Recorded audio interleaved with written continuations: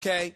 And I understand that on a day like today, it's real easy to pile on. It's real easy to jump on the bandwagon. You have a lot of women out there who are right to feel the way that they feel when they say he should never play again. We understand that because women who are victims of domestic violence have a heightened level of sensitivity that somebody like myself who's never been involved in domestic violence, other than me putting my hands on men who have domestically abused a woman. I mean, I can't harbor the same level of sensitivity that they do. But as pundits, as commentators, as journalists, as people, you know, in a position that we're in to disseminate messages over the airwaves, how as proud as I am of Michael Vick, how am I going to look at a guy that spent 18 months in a federal penitentiary for the whole dogfighting scandal, think he should be in the league?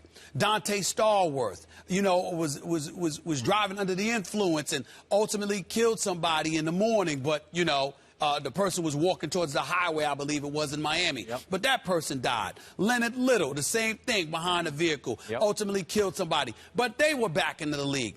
There are people that have been responsible, albeit not intentionally. There are people who have been responsible for the deaths of other human beings that have been allowed back in the NFL.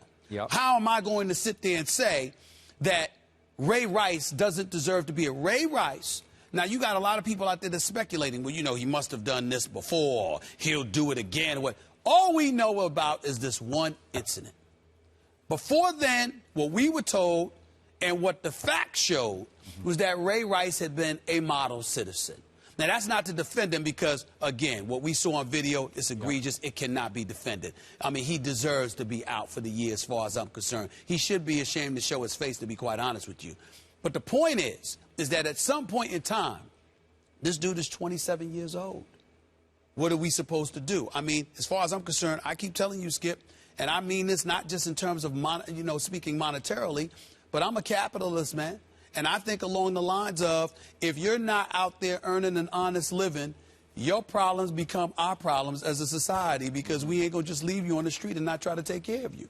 And so as a result of that, if you are in a position where you have an opportunity to resurrect yourself, to really rehabilitate yourself, then that's the way it should be. If we're going to feel that way about Ray Rice, then think about what you're saying about people who end up in jail for whatever reason. If the justice system is going to let you out and allow you to revisit society, if we're finished with them too, then why are we letting them out? Because they're going to be our problems. Because, again, how are they going to earn a living? I think these are things that we need to be sensitive to. And I think in the case of Ray Rice, he made an incredible mistake. He is going to pay for it. He's paying for it right now. Yep. He deserves to pay for it. But to look at him as a finished product, like somebody who never, ever, ever deserves to play in the NFL again, what I would ask people is to do your homework and look at some of the dudes that have been allowed back in the league and then come back and talk to me. That's fair. I'm with you. I do not believe that Ray Rice should be banned for life. However, I think he might have effectively been banned for life. 27, yeah. So let's look at this. He definitely should be gone for this year.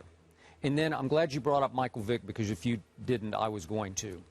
Then, obviously, we would need, and the league would need, for Ray Rice to demonstrate that he has undergone successful counseling, which I don't believe he has to this point, even though he said, and remember, I made a stand, I'm not sure you're here for the show, but I made a stand the day after that open session, the first open media session they did with the teammates ringing around the media. Yeah, I remember. Now, I made a strong case. I'm not buying what he's saying. A lot of people bought it. Oh, he's contrite, he's sincere.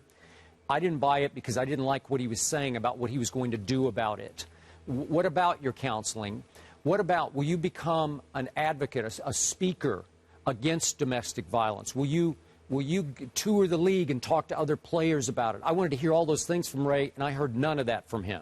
And, of course, he wouldn't talk about what happened inside the elevator in that session, which I thought was significant. So, to me, until I hear some of that and see some of that, and he demonstrates it to the league, he can't even be considered for reinstatement. But here's the football issue and the reality of this. By the time he is allowed to play, he'll be 28 years of age at a position that historically has had the shortest lifespan in the league, running back, right? His average 3 yards a carry. Wasn't that impressive last year? Well, he went from 2011, when he had a combined yards of 2,068 running and receiving, to last year they fell to 981. He got banged up in the preseason, the preseason game at Dallas.